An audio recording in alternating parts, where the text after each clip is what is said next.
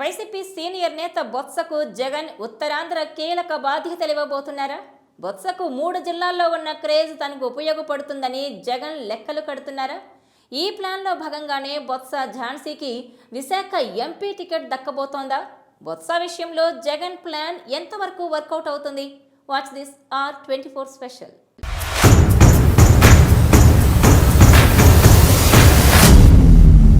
YCP సీనియర్ల మీద మరోమారు భారం పెట్టబోతోంది.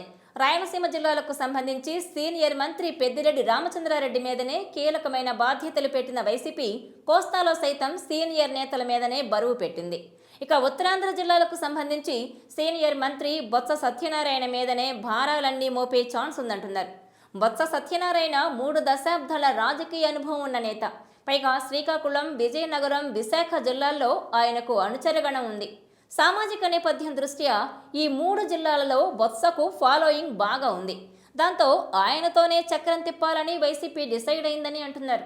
బొత్స సతీమణి ఝాన్సీ లక్ష్మికి విశాఖ ఎంపీ సీట్ ఇవ్వాలనుకోవడం అందులో భాగమని అంటున్నారు. దాంతో విశాఖ సిటీ మీద బొత్స మార్క్ పాలిటిక్స్ చూపిస్తారని వైసీపీ లెక్కలు కడుతోంది. విశాఖ ఎంపీ పరిధిలో ఉన్న 7 అసెంబ్లీ నియోజకవర్గాల్లో ఈ రోజుకు చూసుకుంటే టీడీపీకి మెజారిటీ సీట్లలో పట్టుంది.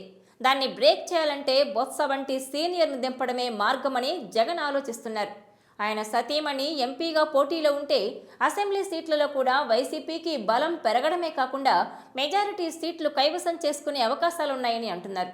మరోవైపు చూస్తే విజయనగరం జిల్లాలో ఎటు బొత్స మార్క్ ఉంటుంది. ఇక శ్రీకాకుళం జిల్లాకు బొత్స ఇన్ఛార్జిగా ఉన్నారు. దాంతో అక్కడ కూడా పార్టీని విజయ పథంలో నడిపించే బాధ్యతలను ఆయనకు అప్పగించారని టాక్.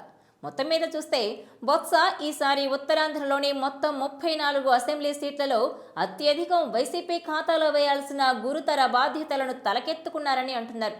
గతసారి ఎన్నికల్లో ఉత్తరాంధ్ర రీజనల్ కోఆర్డినేటర్గా ఉన్న విజయసాయిరెడ్డి 3 జిల్లాలను సక్సెస్ఫుల్గా వైసీపీ వైపు నడిపించారు. 2019 ఎన్నికల్లో ఇక్కడ జగన్ హవా నడిచింది.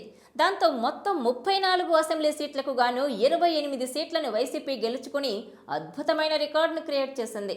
అయితే ఈసారి అందుకు భిన్నంగా సామాజిక నేపథ్యంతో పాటు రాటుదేలిన రాజకీయ వ్యూహాలను అమలు చేయడం ద్వారానే విజయం సొంతం చేసుకోవాల్సి ఉంది. అందుకే బొత్స మీదనే వైసీపీ బాధ్యతలు పెడుతోందని అంటున్నారు. ఇక ఉత్తరాంధ్ర జిల్లాల ఇన్ఛార్జిగా ఉన్న వైవి సుబ్బారెడ్డిని ఒంగోలు నుంచి ఎంపీగా పోటీ చేయిస్తారనే టాక్ నడుస్తోంది. దాంతో ఆయన ఎన్నికల వేళ విశాఖలో పార్టీని నడిపించేందుకు సిద్ధంగా ఉండలేనని తేల్చి చెప్పారట. దాంతోపాటు వైవి సుబ్బారెడ్డి బాధ్యతలు చేపట్టాక పార్టీ గ్రాఫ్ కొంత తగ్గిందని కూడా అంటున్నారు.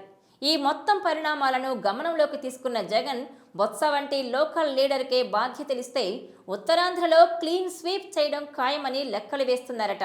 బొత్స విషయంలో జగన్ వ్యూహం ఎంతవరకు వర్కౌట్ అవుతుందో చూడాలి.